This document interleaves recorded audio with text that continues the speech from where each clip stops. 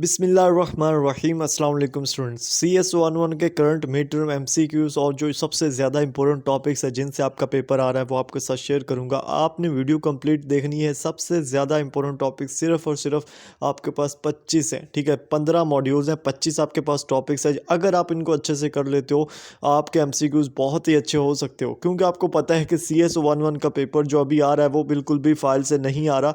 सारा का सारा एक तो कंसेप्चुअल आ रहा है, दूसरा हैंड आउट से आ रहा है, ठीक है। सबसे इंपॉर्टेंट जो MCQs के लिए टॉपिक्स हैं वो आपके साथ शेयर करूंगा। आपने वीडियो कंप्लीट वॉच करनी है। अगर अभी तक चैनल को सब्सक्राइब नहीं किया अभी करना है, क्योंकि आज अगर आप लोग चैनल सब्सक्राइब करते हो तो 10,000 सब्सक्राइबर आज ही कंप्लीट हो सकते हैं। चले मैं आपको सबसे पहले बता देता हूँ कि हमारे पास जो एक लिस्ट है सबसे ज़्यादा इंपॉर्टेंट टॉपिक्स की, ठीक है। ये वो टॉपिक्स हैं जो सबसे ज़्यादा इंपॉर्टेंट्स हैं आपके मिड टर्म के लिए। अगर आप इन टॉपिक्स को क्लियर कर लेते हो, इनका कंसेप्ट अपने माइंड में बिठा लेते हो तो आप अच्छे मार्क्स ले सकते हो, ठीक है। अभी मैं एक चीज़ आपको बता दूं अगेन के पेपर MC जो फाइल्स हैं उनसे नहीं आ रहा है, ठीक है। अभी आपने करना क्या है, ये जो टॉपिक्स आपके साथ शेयर कर रहा हूँ इनकी लिस्ट है, स्क्रीनशॉट ले लें। मेरे जितने भी लेक्चर्स हैं वो सुने एक दफ़ा, ठीक है। एक दफ़ा लेक्चर सुने, साथ में हाईलाइटेड हैंडआउट्स देखें, आपके ये मॉड्यूल्स कवर हो जाएंगे, ठीक है। अभी ये कितने हमारे पास इंपॉर्टेंट टॉपिक्स हैं, ये हैं हमारे पास 25 हैं ऑलमोस्ट, ठीक है।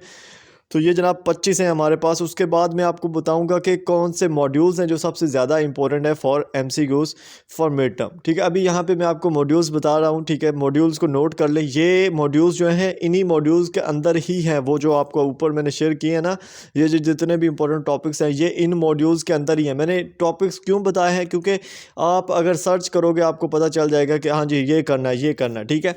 और अगर आप मेरे हाईलाइटेड हैंडआउट्स और शॉर्ट लेक्चर से करोगे तो आपके लिए बहुत ही ज़्यादा फ़ायदेमंद है। ये 25 जो इंपॉर्टेंट टॉपिक्स आपको बता दिए हैं, इनका कंसेप्ट अच्छे से अपने माइंड में रख लें, आपके MCQs बहुत अच्छे हो जाएंगे। और ये मैं आपको एक गारंटी के साथ कह रहा हूँ, ठीक है। फाइल से अपनी जान छुड़ाएं, फाइल ना करें, ठीक है। ये मॉड्यूल्स कर लें या इंपॉर्टेंट टॉपिक्स कर लें, बात एक ही है। इंपॉर्टेंट मॉड्यूल्स अगर आप करना चाहते हो तो आपके पास सिर्फ और सिर्फ ये 15 इंपॉर्टेंट मॉड्यूल्स हैं, ठीक है। 15 आपके पास इंपॉर्टेंट मॉड्यूल्स हैं, ये आपने करने हैं। अगर आप लोग ये चीज़ें कर लेते हो बहुत अच्छा आपका पेपर हो सकता है, ठीक है। फाइल आपको प्रोवाइड कर दूंगा, लेकिन उससे पहले हम जो हमारे पास MCQs हैं उनको थोड़ा डिस्कस कर लेते हैं, ठीक है। अगर हम बात करें अभी के जो करंट MCQs आपके आ रहे हैं वो किस तरह के आ रहे हैं, वो मैंने आपको ऊपर इंपॉर्टेंट टॉपिक्स और सारा कुछ बता दिया है। इन करंट MCQs और ये थोड़े से इसमें जो MCQs है वो पिछले सेमेस्टर के भी हैं, ठीक है। जो मिड टर्म में आए थे, जो हमारे 82 लेक्चर्स तक आए थे, 81 लेक्चर्स तक सॉरी, ठीक है, वो भी इसमें शामिल है। तो ये आपने लाजमी करने हैं। यहाँ पे मैं स्क्रीन मार्कर जो है ना वो ओपन कर लेता हूँ और आपके साथ इसको शेयर करता हूँ कि किस तरह से हमारे MCQs आ रहे हैं और आपने किस तरह से तैयारी करनी। तो देखें सबसे पहले जो आपको MCQs आ रहे हैं वो एब्रीविएशन से आ रहे हैं, और एब्रीविएशन से आपके जो क्विज़ आ रहे हैं ना वो ऑलमोस्ट 3 से 4 एब्रीविएशन आ रही हैं। अगर आप लोगों को याद हो, थोड़े 2 से 3 दिन पहले मैंने एक मिड टर्म प्रिपरेशन CS की वीडियो बनाई थी जिसमें मैंने एक फ़ाइल प्रोवाइड की थी एब्रीविएशन की, कि जनाब ये वाली फ़ाइल है इसको करें। उसमें जो एब्रीविएशन थी वो ऑलमोस्ट 70 तक थी, ठीक है। 70 थी एब्रीविएशन, जो कि लेक्चर नंबर 1 से लेके 81 लेक्चर्स तक थी, ठीक है। अगर आपने वो कर ली तो उनसे भी आपके जो 3 से 4 MCQs एब्रीविएशंस के आ रहे हैं वो इजीली कवर हो जाएंगे। तो यहाँ पे देखें सबसे पहला जो हमारे पास MCQs है, POP3 स्टैंड्स फॉर। जो POP3 का फुल एब्रीविएशन फॉर्म है वो क्या है, पोस्ट ऑफिस प्रोटोकॉल वर्जन 3, ठीक है। इसी तरह नेक्स्ट हमारे पास उन्होंने क्वेश्चन पूछा है SGML स्टैंड फॉर। SGML का जो फुल फॉर्म होती है वो होती है स्टैंडर्ड जनरलाइज्ड मार्कअप लैंग्वेज, ठीक है।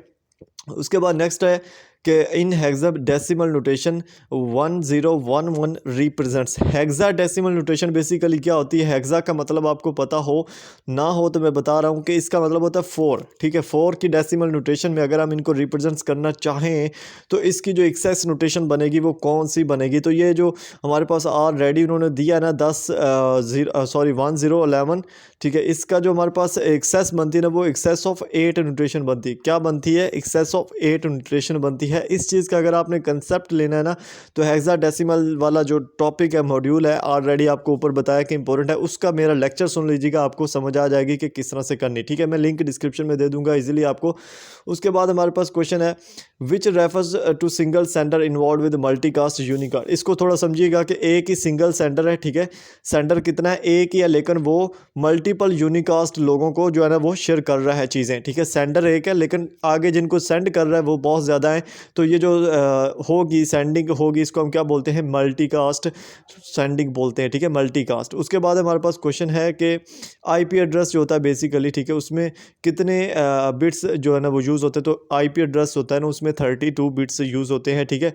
उसके बाद क्वेश्चन है हमारे पास रिपीटर का। बेसिकली रिपीटर की डेफिनेशन है बेसिकली ये दो बसेस के दरमियान, ठीक है, कितना होता है भला, दो जो ओरिजिनल बसेस होती है ना, टू ओरिजिनल बसेस के दरमियान जो सिग्नल्स की पासेज होती है ना, बैक एंड फोर्थ, यानी कि आगे पीछे दो बसेस के दरमियान जो सिग्नल पहुंचा रहा होता है वो कौन होता है, वो रिपीटर होता है आपका, ठीक है। ये जो डेफिनेशन है ना वही बात एमसीक्यूज बन के आ रही हैं आपके पास, तो इसको लाजमी कीजिएगा। उसके बाद है हमारे पास क्वेश्चन है कि विल्ड कार्ड जो होता है उसका जो सिंबल है वो क्या है। तो यहाँ पे अगर आप देखो तो यहाँ पे कॉमों के दरमियान एक स्टार आपको नज़र आएगा, ठीक है, स्टार, ये विल्ड कार्ड जो होता है उसका ये पूरा आपको पता होना चाहिए, कॉमों के दरमियान स्टार जो होता है ये विल्ड कार्ड का सिंबल होता है, ठीक है। उसके बाद हमारे पास gives you advertisement based on your search queries and history, आप जो सर्च करते हो या जो हिस्ट्री होती है आपके बेस पे उसके ऊपर आपको एड्स देखने को मिलते हैं, वो कौन प्रोवाइड कर रहा होता है, वो गूगल होता है, बेसिकली गूगल एड्स होता है जो पूरा आपका जो है ना वो जब भी आपको ऐड नज़र आता है तो वो इनकी तरफ से होता है, ठीक है। उसके बाद है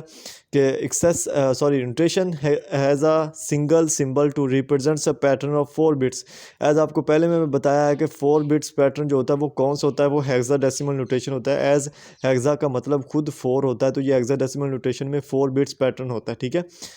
उसके बाद अगर हम बात करें हमारे पास है कि how many manageable unit cell in the main memory, जो मेन मेमोरी होती है उसमें मैनेजेबल जो यूनिट सेल होते हैं वो कितने होते हैं, 8 बिट्स होती हैं, ठीक है।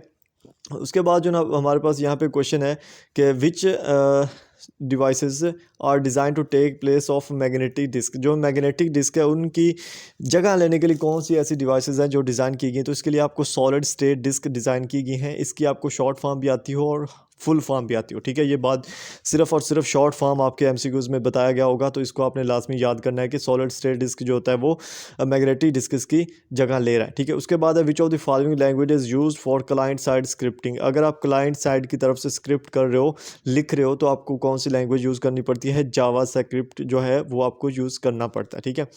उसके बाद हमारे पास which OS system is used to store the files in main memory, main memory में जब भी आप फाइल स्टोर करना चाहते हो तो कौन सा OS का जो सिस्टम है वो यूज़ होता है, तो वो ANSCI होता है। ये आपको दिया गया होगा वहाँ पे, लेकिन इसकी फुल फॉर्म भी अभी आपके एमसीक्यूज़ में आई हुई है कि अमेरिकन नेशनल स्टैंडर्ड इंस्टीट्यूट, ठीक है, अमेरिकन नेशनल स्टैंडर्ड इंस्टीट्यूट, ठीक है। उसके बाद ये NSC II जो होता है उसका ये फुल फॉर्म दी हुई है, इसको भी याद कर लीजिएगा आप, ठीक है। उसके बाद नीचे जो हमारे पास क्वेश्चन है कि an enormous portion of current internet traffic is use for transporting audio video cross internet in real time is known as, यानी कि अभी जो करंट इंटरनेट ट्रैफिक है उसमें हम ऑडियो और वीडियो को इंटरनेट में जो है ना वो सेंड करते हैं, रिसीव करते हैं, तो इस पूरी चीज़ को हम क्या बोलते हैं, तो ये बेसिकली स्ट्रीमिंग होती है, ठीक है। इसका मानी क्या होता है, स्ट्रीमिंग, ठीक है, यहाँ पे दिया हुआ है। और यहाँ पे एक और क्वेश्चन भी है स्ट्रीमिंग से रिलेटेड, आपको एक क्वेश्चन आता है कि अभी जो सबसे ज़्यादा टाइप ऑफ स्ट्रीमिंग जो सबसे ज़्यादा यूज़ है वो कौन सी है, तो वो आपकी ऑडियो और वीडियो स्ट्रीमिंग आ जाती है, लाइक जिसमें हमारे सोशल मीडियाज़ है जो हम यूज़ करते हैं, यूट्यूब, फेसबुक एक्सेट्रा, ठीक है। उसके बाद हमारे पास how many bits a byte है, एक बिट्स के अंदर कितनी बाइट्स होती है, तो एक बाइट के अंदर 8 बिट्स होती हैं, ठीक है। उसके बाद USB का स्टैंड आपको पता होना चाहिए, यूनिवर्सल सीरियल बस, यूनिवर्सल सीरियल बस, ठीक है, सड़ियल में कहने लगा था, सॉरी। उसके बाद है what is TCP abbreviation, TCP जो होता है उसका मतलब क्या होता है, ट्रांसमिशन कंट्रोल प्रोग्राम, ठीक है, ट्रांसमिशन कंट्रोल प्रोग्राम, ये आपको एब्रीविएशन आने चाहिए। उसके बाद आपको जनाब क्वेश्चन वो बाद पूछ लेता है, मैं यहाँ पे पूरा वो दिया हुआ है उसका सर्च इंजन भी, कि symbol which displace to record voice, Google voice typing, like जब आप गूगल पर वॉइस करना चाहते हो तो वहाँ पे आपको कौन सा सिंबल यूज़ होता है, लाइक अगर आप कुछ चीज़ सर्च कर रहे हो तो जैसे, ठीक है, यूट्यूब पे या गूगल पे, तो साथ में आपके पास एक वॉइस वाला ऑप्शन होता है कि अगर आपको लिखना नहीं आता उस पर अंगूठा लिखो और दूसरा मुंह से बोलो, वो वहाँ पे लिख देगा कि आप ये सर्च करना चाहते हो, तो उसके लिए कौन सा यूज़ होता है, ये जो मैंने इमेज में एक बनाया हुआ ना यही यूज़ होता है, ठीक है, ये मैंने बाकायदा स्क्रीनशॉट लेके इसमें ऐड किया। उसके बाद हमारे पास DNS स्टैंड फॉर, DNS का मतलब होता है domain name system, domain name system, ठीक है। उसके बाद है GUI स्टैंड फॉर, GUI बहुत इंपॉर्टेंट है और ये ग्राफिकल यूज़र इंटरफेस होता है, ग्राफिकल यूज़र इंटरफेस GUI होता है। और ये कहाँ यूज़ होता है, ये आपकी जो कंप्यूटर की ग्राफिक्स होती है जो अभी आपके सामने चल रही है मोबाइल या कंप्यूटर की, ये जो ग्राफिक्स हैं ये इसी का कमाल नेक्स्ट क्वेश्चन है हमारे पास कि a long string is often called, एक जो लॉन्ग स्ट्रिंग होती है उसको हम क्या बोलते हैं, ANSII स्ट्रिंग, ठीक है, ANSI स्ट्रिंग, ठीक है। उसके बाद है हमारे पास लॉग इन प्रोसीजर से रिलेटेड डेफिनेशन है उसकी हमारे पास कि operating sorry a sequence of transactions in which the user establish initial contact with the computers operating system, establish करता है इनिशियल कॉन्टैक्ट, कंप्यूटर जब भी ऑपरेट करना चाहते हो तो उसके साथ जो यूज़र होता है पहला जो उसका कॉन्टैक्ट होता है वो क्या होता है, वो उसका लॉग इन प्रोसीजर होता है जो वो लॉगिन करना चाह रहा होता है अपने कंप्यूटर के अंदर, ठीक है। ये इसका राइट ऑप्शन है, ये क्विज़ में भी आया हुआ था, ठीक है। उसके बाद USB and fire wire are example of high speed data transfer over a short distance, ठीक है। USB का आपको पता है कि आप साथ लगाओगे शॉर्ट डिस्टेंस पर होगी तब भी आप इसमें से हाई स्पीड डाटा ट्रांसफ़र कर सकते हो, ठीक है। ये शॉर्ट डिस्टेंस इसका राइट आंसर है। उसके बाद हमारे पास लेयर्स से आ जाता है, लेयर्स से रिलेटेड जितने भी आपको मिलेंगे टॉपिक्स बहुत ही ज़्यादा इंपॉर्टेंट, आपको पता होना चाहिए कौन सी लेयर का क्या कमाल है, कहाँ है, कैसे है, ठीक है। इसमें पहले हमारे पास it is the job to decide in which direction a packet should be sent at a step along the packet's path through the internet, ठीक है। यानी कि कौन सी लेयर है जिसका ये काम है कि वो पैकेट्स को एक डायरेक्शन देती है कि इस तरफ आपने जाना है इंटरनेट के ऊपर, तो वो नेटवर्क लेयर्स होती है, ठीक है। नेटवर्क लेयर्स का ये काम होता है। अगर आप लोगों ने ये वाला लेक्चर नहीं लिया तो इस लेक्चर को लाजमी देख लीजिएगा। नेटवर्क लेयर्स और दूसरी जितनी भी लेयर्स हैं, ये 3-4 लेक्चर्स हैं, बहुत ही ज़्यादा इंपॉर्टेंट आपके मिड टर्म के लिए। उसके बाद है communication between a computer and the devices is normally handle through an intermediary operators known as controller, जो कम्युनिकेशन आपके कंप्यूटर और दूसरी डिवाइसेज के दरमियान हो रही होती है वो एक इंटरमीडियरी ऑपरेटर्स होता है जिसके ज़रिए कंट्रोल की जाती हैं, हैंडल की जाती है, तो उसको हम कंट्रोलर बोलते हैं, ठीक है। उसके बाद है typical dictionary in a word processor contain approximately entries, एक जो टिपिकल डिक्शनरी होती है वर्ड प्रोसेसर के अंदर उसमें कितनी इंट्रीज अप्रॉक्सीमेटली होती है, तो 25,000 उसमें होती हैं ऑलमोस्ट, ठीक है। उसके बाद हमारे पास अगेन एब्रीविएशन है URL से रिलेटेड के URL is uniform resource allocator, ठीक है। नज़र आ रहा है आपको, URL is uniform resource allocator, ठीक है। उसके बाद है email is less time sensitive so that email services uses to transfer mails, basically जो ईमेल है वो लेस टाइम सेंसिटिव होता है, थोड़ा सा टाइम में पहुंच जाती है, तो और जो ईमेल सर्वर्स होते हैं वो कौन सी चीज़ यूज़ करते हैं ईमेल्स को ट्रांसफ़र करने के लिए, तो SMTP यूज़ किया जाता है बेसिकली। इसका जो फुल फॉर्म है वो भी आपको पता होना चाहिए, SMTP जो होता है, ठीक है। इसमें मेल्स को ट्रांसफ़र करने के लिए यूज़ किया जाता है, ठीक है। इसमें नीचे भी अगर आप देखो तो यहाँ पे ये जो आपके पास बहुत इंपॉर्टेंट क्वेश्चन पूछे जाते हैं, ठीक है। अगर आप ईमेल के ज़रिए टेक्स्ट मैसेज सेंड कर रहे हो तो वहाँ पे आपको जो एक्सटेंशन यूज़ होती है, जो आपके पास एक सर्वर यूज़ होता है वो क्या होता है, SMTP होता है। ये इसका सेकंड क्वेश्चन है, ठीक है। और MIME इससे रिलेटेड जो एक क्वेश्चन पूछा जाता है अक्सर कि MIME का फुल फॉर्म क्या है वो आपको पता हो, मल्टीपर्पज़ इंटरनेट मेल एक्सटेंशन, ठीक है। Multipurpose internet mail extension to convert non ASI to SMFT compatible form, basically ये एक एक्सटेंशन होती है, ठीक है, जो क्या करती है, कन्वर्ट करती है non ASCII to convert SMFT, ठीक है। और उसके बाद हमारे पास दो इंपॉर्टेंट यहाँ पे एब्रीवेशन आ जाती हैं, पोस्ट ऑफिस प्रोटोकॉल जो कि पहले भी हो चुका है, POP3 का फुल फॉर्म है, ठीक है। और IMAP यानी कि internet mail access protocol, internet mail access protocol IMAP, ठीक है।